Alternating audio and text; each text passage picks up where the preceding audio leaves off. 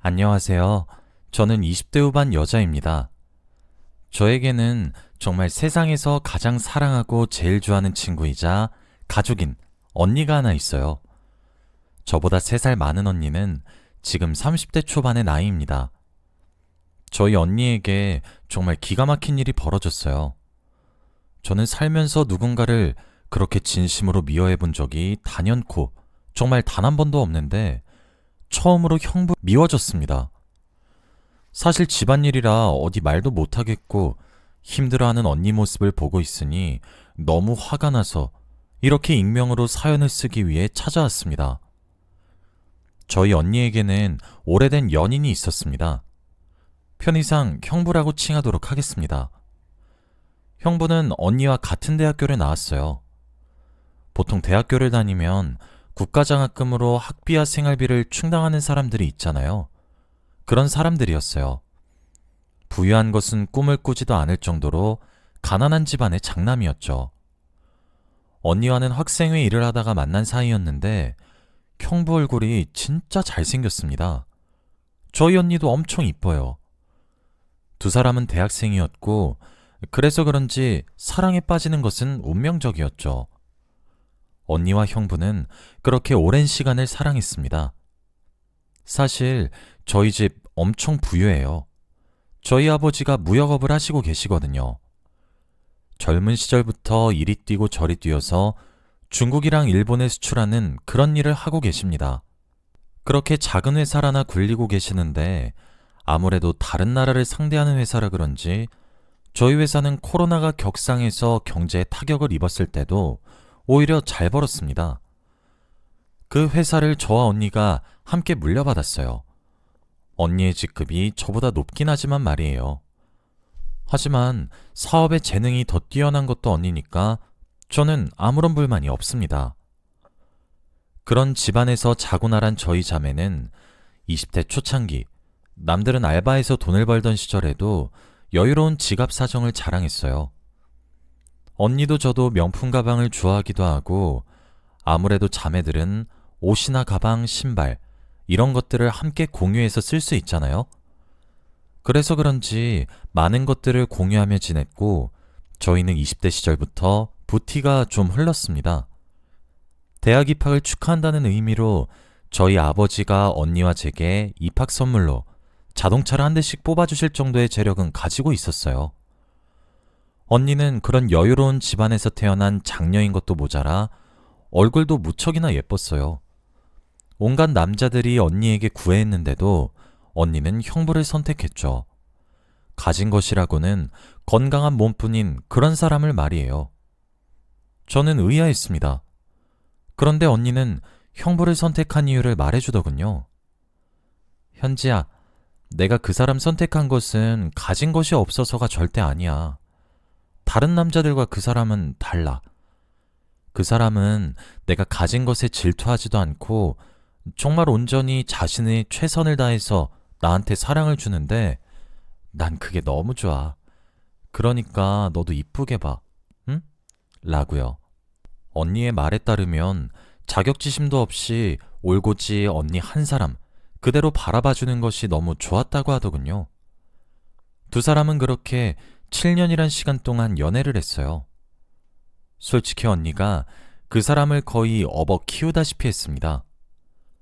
어딜 가서든 공주 대접을 받다 못해 왕비처럼 다스리고 살아도 괜찮을 팔자를 타고난 언니가 뭐가 그리 잘난 놈도 아닌 형부에게 그렇게 쩔쩔매고 하나씩 다 챙겨주고 쥐어주는지 저는 당초에 이해할 수가 없었습니다.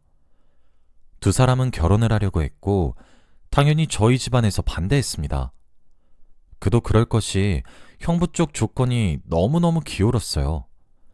가진 것이 없는 것만으로도 결혼을 할까 말까 망설여지는데 집안에 빚도 있고 형부가 장남이었고 홀어머니의 동생들도 줄줄이 2명이나 있었죠. 남의 집 가장은 빼오는 것이 아니란 말이 있었지만 언니가 강하게 결혼을 밀고 나갔고 그렇게 두 사람은 결국 결혼을 했어요. 자식을 이기는 부모는 없으니까요. 당시 언니가 먼저 아버지 회사에서 일을 하고 있었고 언니가 결혼을 올린 바로 다음에 제가 아버지 회사에서 업무를 배웠어요. 하지만 저는 이전부터 언니가 아버지의 회사를 이끄는 것에 더 소질이 있다고 늘 생각하고 있었고, 밑바닥에서부터 차근차근 배워보고 싶다는 욕구를 떨칠 수가 없었습니다.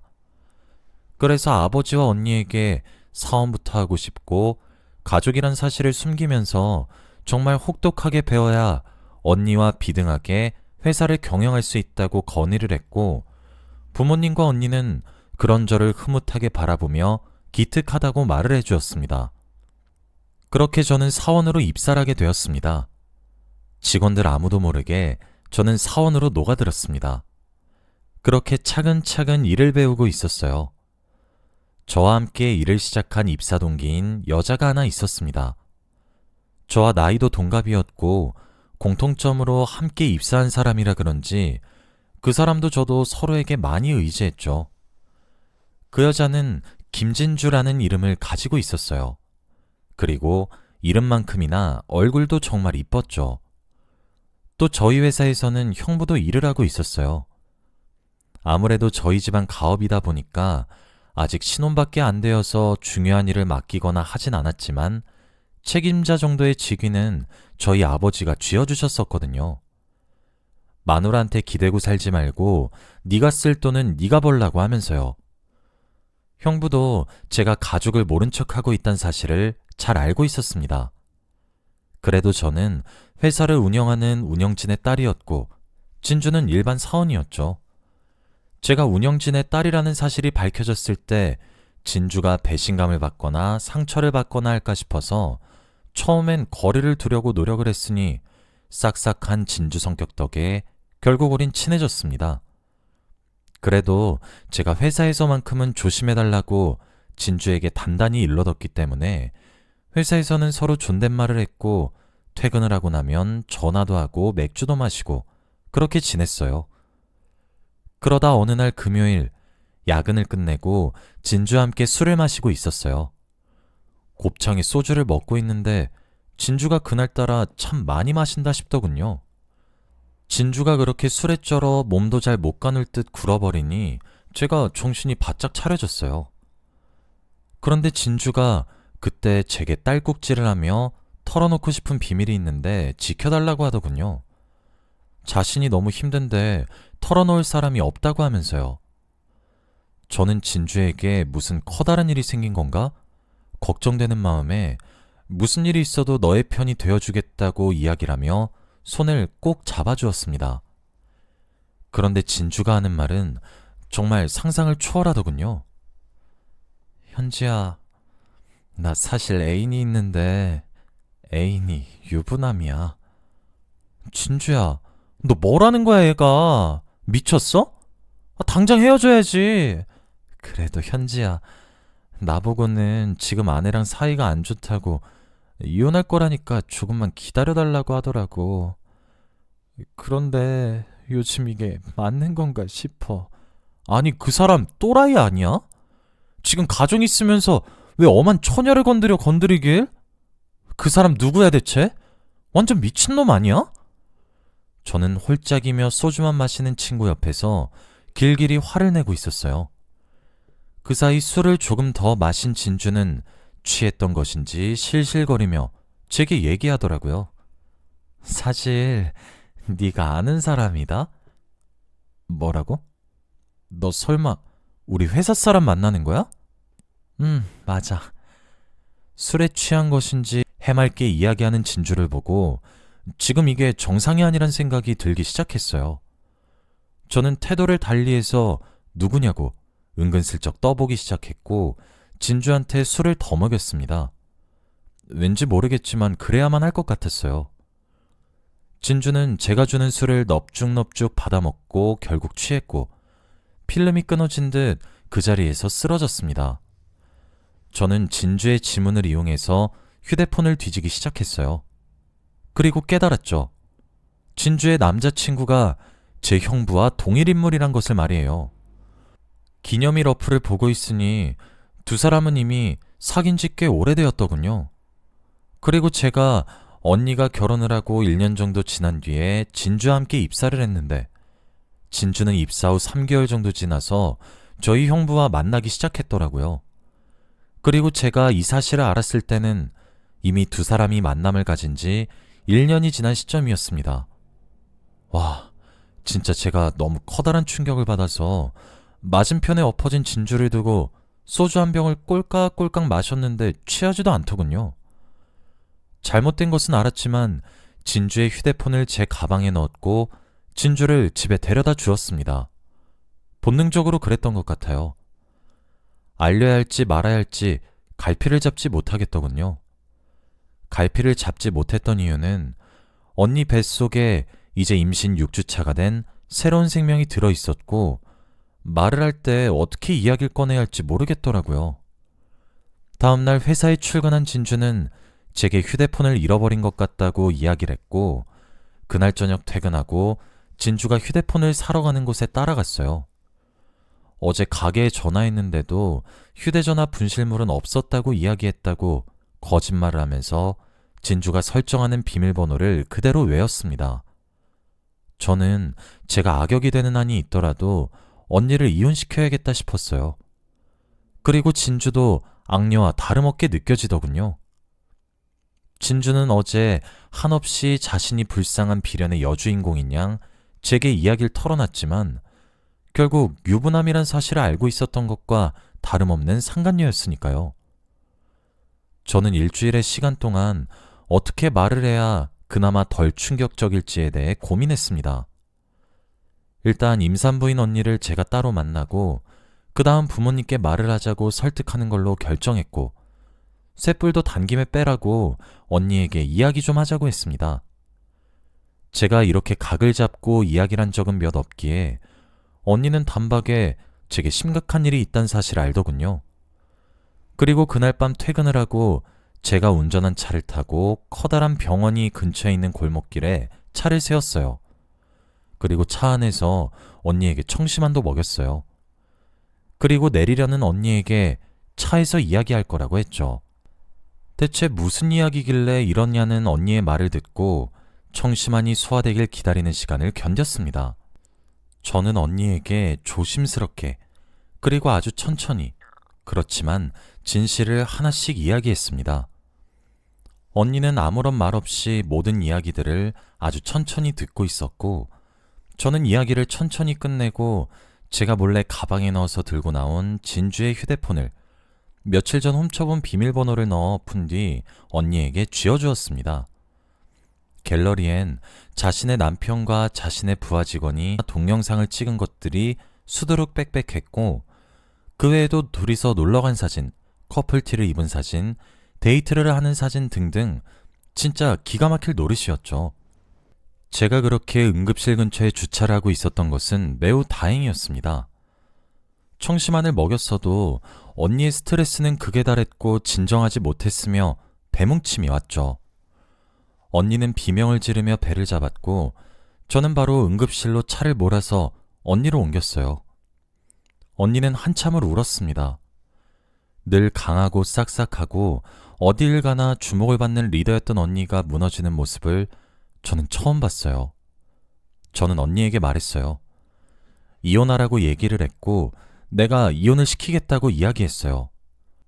부모님께도 이야기를 할 것이고 거머리 같은 사돈댁이나 양심 없는 형부나 내가 지옥까지 쫓아가서 벌 주겠다고 언니에게 약속을 했고 다짐을 했죠. 언니는 제 말에 대꾸도 하지 않고 입을 틀어막으며 엉엉 울기만 했습니다. 진짜 손이 부들부들 떨렸어요. 결국 언니는 유산의 위협이 느껴져 병원에 입원하게 되었고 언니를 입원시키고 난 이후 본가로 들어왔어요. 언니랑 형부는 여전히 저희 부모님과 저와 함께 합가하고 있었는데 마침 저녁을 먹고 있더군요. 양심도 없이 저희 부모님과 겸상을 처하고 앉아있는 그 낯짝이 진짜 얼마나 두텁던지. 집에 도착하자마자 가방이고 신발이고 다 내던지고 다짜고짜 달려가서 형부 머리채부터 잡았습니다. 저도 정말 가녀린 체구를 가지고 있는데 어디서 그런 힘이 나온 것인지 진짜 머리채를 잡고 흔들었어요. 형부는 정말 속수무책으로 말 그대로 제게 왜 이러는 거냐고 화를 내고 윽박질렀고 저희 부모님 두 분과 집에서 일하시는 도우미 아주머니까지 총 3명이 달라붙어 저를 떼어냈어요. 형부, 아니, 형부도 아니지. 야, 이 개자식아, 네가 인간이야? 우리 언니가 너한테 이제까지 얼마를 쏟아부었고 얼마나 헌신했으며 너 이거 거머리 같은 짓 고서 걷어줬더니 웃어? 웃음냐고. 네가 사람이야? 네가 우리 언니를 두고 어떻게 바람을 펴? 짐승의 울음소리처럼 울부짖는 제 말에 제게 달라붙어 말리려던 부모님의 손길이 떨어져 나갔고 도우미 아주머니는 입을 막았으며 그 자식 얼굴은 새하얗게 그리고 새파랗게 질렸어요. 아니, 처제, 그게 아니라 무슨 오해가 있는 것 같은데 내 말을 좀... 오해? 오해? 너 김진주랑 만난 지 1년 됐다며. 오해? 아내랑 이혼하고 진주랑 결혼하겠다고 청혼도 했다며. 근데 오해? 오해?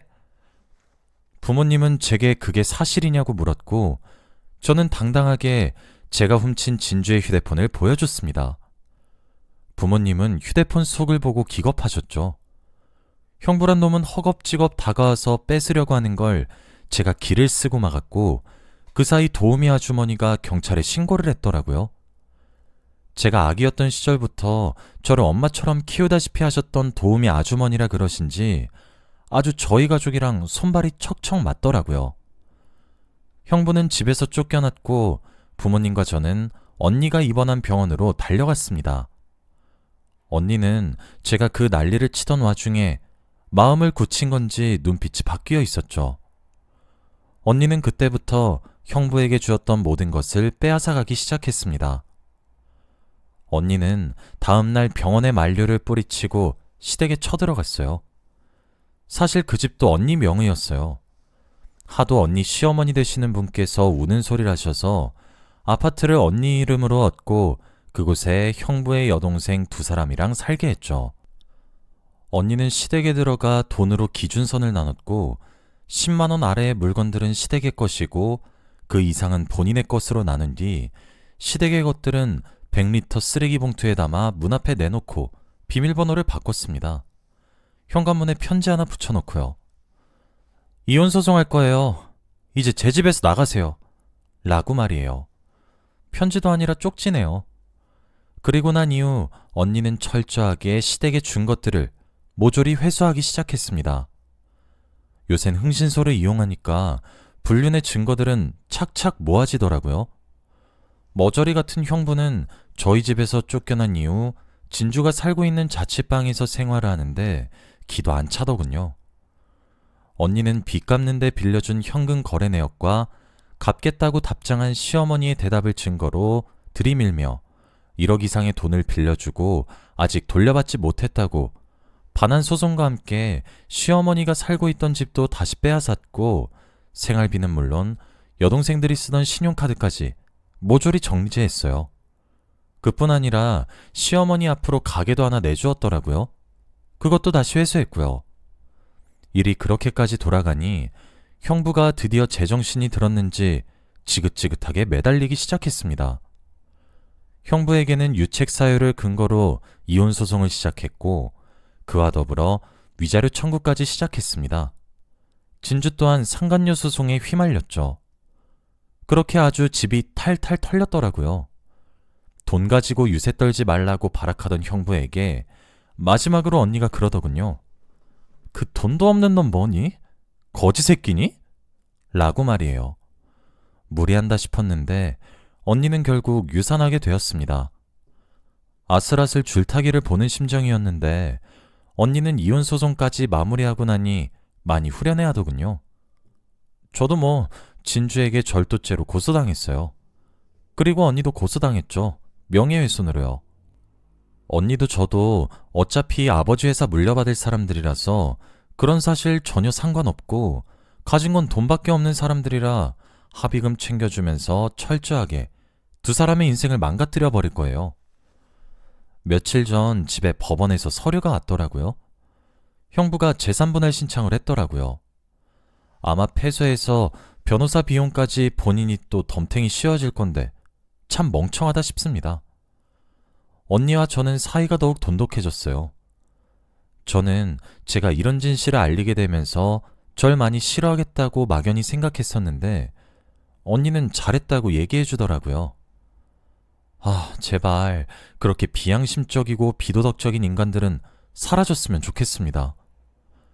그래도 부모님께서 이번 일로 자매 사이의 우정이 더욱 두꺼워진 것이 다행이라고 생각하는데 진담인지 농담인지 아직도 모르겠어요.